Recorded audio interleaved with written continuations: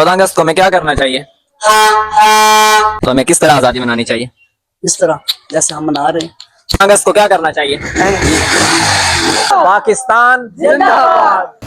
जी नाजरीन, आज हम इंटरव्यू करने जा रहे हैं लोगों का और इनसे राय लेते हैं, पूछते हैं कि 14 अगस्त को क्या हुआ था और हमें क्या करना चाहिए।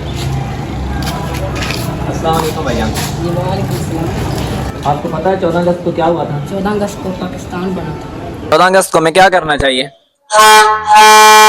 ओ भाई, 14 अगस्त को पाकिस्तान आज़ाद हुआ है तो उसकी खुशी में हमें क्या करना चाहिए? आफरीन है यार, मैं क्या पूछ रहा हूँ। 14 अगस्त को हमें क्या करना चाहिए? भाईजान मैं तंदुरुस्त रुपया 14 अगस्त में बाजे बजाने चाहिए। तो नाजरीन यहाँ पे पूछते हैं लोगों से। भाईजान बात सुनिए। भाईजान 14 अगस्त को क्या हुआ था? 14 अगस्त को पाकिस्तान बना था। तो हमें 14 अगस्त को क्या करना चाहिए? ये क्या बात हुई, मैं पूछ रहा हूँ 14 अगस्त को हमें क्या करना चाहिए? ये एक दोस्त आ रहे हैं, इनसे मिलते हैं, इनसे पूछते हैं। अस्सलाम वालेकुम भाईजान। वालेकुम सलाम। भाईजान 14 अगस्त को क्या हुआ था? 14 अगस्त को पाकिस्तान आज़ाद हुआ था। तो हमें किस तरह आज़ादी मनानी चाहिए? इस तरह जैसे हम मना रहे हैं। जी ये एक और अजूबा आ रहा है, इससे पूछते हैं। अस्सलाम वालेकुम जी। वालेकुम सलाम भाई।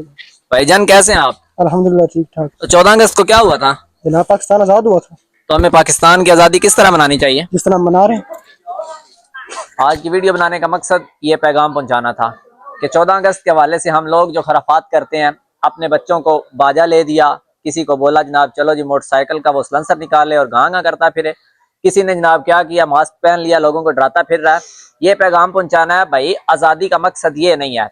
हमारे बुजुर्गों ने आज़ादी हासिल की है कुर्बानियाँ, अपनी जानों की कुर्बानियाँ देकर, तो हमें उनकी जानों की कुर्बानियों को ज़ाया नहीं करना चाहिए, बल्कि इस दिन हमें शुक्राने के तौर पे नवाफिल वगैरह पढ़ के अल्लाह रब्बुल इज्जत के यहाँ शुक्रिया अदा करना चाहिए, जिसने हमें अपना एक आज़ाद मुल्क अता किया है।